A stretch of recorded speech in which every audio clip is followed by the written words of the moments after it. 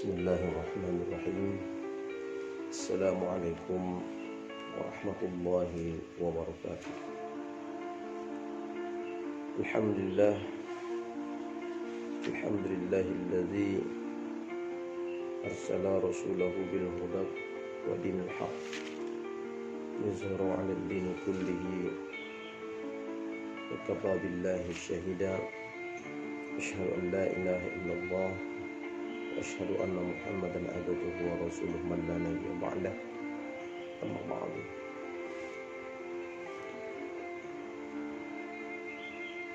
Kaum muslimin dan muslimat,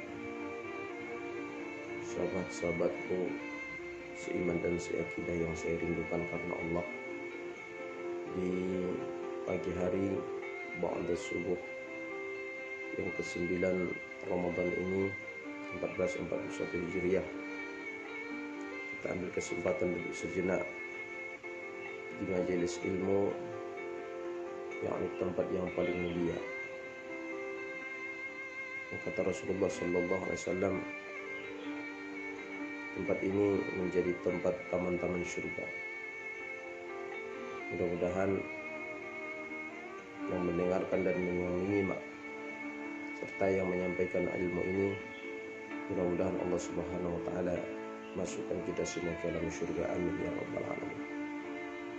Kita ambil tema kajian kita pada pagi hari ini dari sebuah buku Hadits Qudsi. Hadits Qudsi ini merupakan firman Allah yang tidak dicantumkan dalam Al-Quran.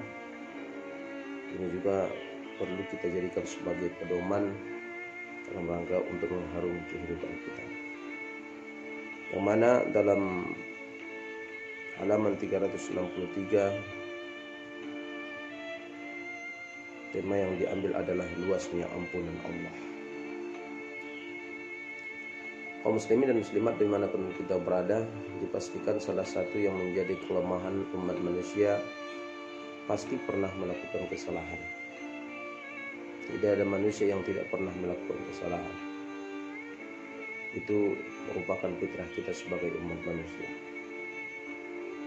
Lalu ketika bentuk kesalahan ini atau kehilapan ini sering terlanjur kita lakukan, apa hal yang paling baik untuk kita laksanakan? Salah satunya mengakui kesalahan itu. Jangan kita kebal dengan kesalahan yang kita lakukan, menganggap diri kita yang paling benar, menganggap diri kita yang paling lurus. Lalu kalau memang kesalahan dan kehilapan itu terlanjur kita lakukan, salah satunya bersegeralah kita untuk mencari ampunan Allah Subhanahu wa taala. Wasari'u ila maghfiratin min rabbikum wa jannatun 'arduha as-samawati wal ardh Fa'iddat lil muttaqin. Wasari'u, dan bersegeralah. Allah perintahkan kita untuk bersegera atas kelalaian dan kehilapan yang terlanjur kita lakukan. Jangan kita berlama-lama, jangan kita katakan nanti, jangan kita katakan besok, jangan kita katakan minggu depan, jangan kita katakan tahun depan atau bulan depan. Ketika sudah terlanjur kita melakukan kesalahan, wasari'u, bersegeralah kita untuk mencari keampunan dari Allah Subhanahu wa taala. Apalagi kesalahan itu yang kita lakukan, kesalahan yang langsung kita lakukan kepada Sang Khaliq, yakni Allah Subhanahu wa taala. Karena pastikan kaum muslimin dan muslimat dimanapun kita berada, kita sebagai makhluk Allah, yang menciptakan kita adalah Allah. Makanya kalau ini yang menjadi dasar kita hidup di atas dunia, tak ada rasa kesombongan yang muncul dalam diri kita. Kita terlahir ke atas dunia dalam keadaan tidak memiliki apa-apa, tidak memiliki kekuatan apa-apa.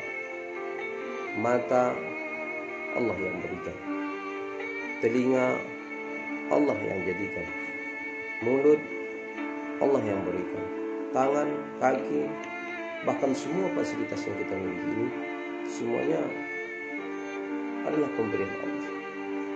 Lalu apa yang kita sombongkan?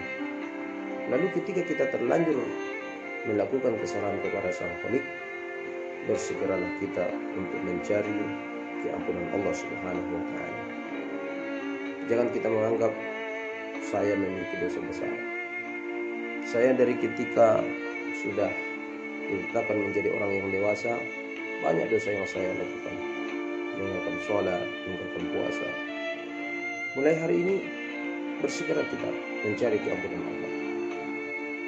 Tubu ila Allah taubatan nasuha, bertaubatlah kepada Allah dengan taubat yang bersungguh-sungguh.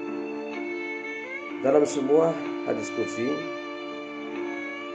Allah Subhanahu wa taala berfirman yang sekira-kira artinya ini cukup sangat panjang.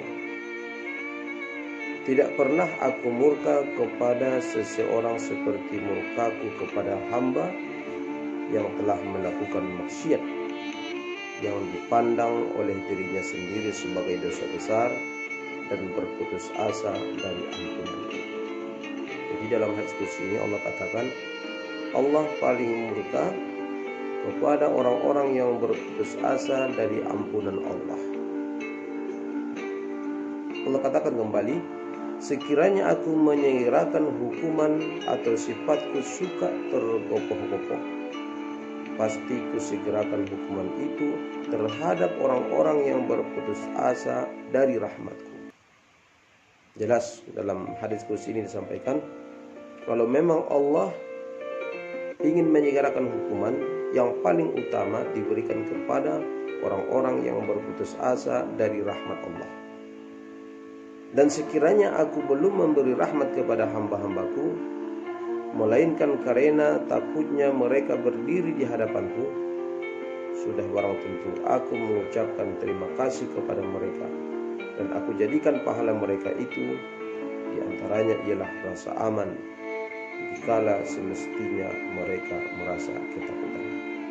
Jadi Masya Allah, ini berkaitan dengan situasi dan kondisi kita pandemi COVID-19 hari ini. Kita merasa takut.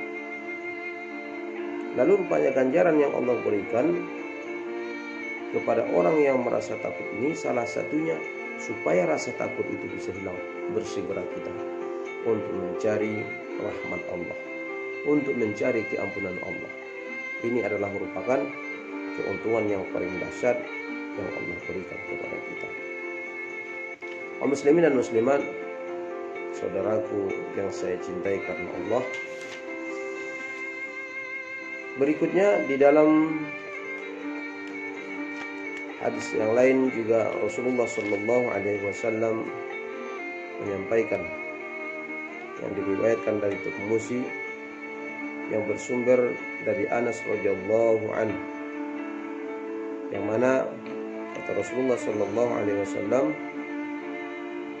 ya ibnu Adam, innaka ma da'autani wa rajautani ghafartu laka ala ma kana minka wala ubali.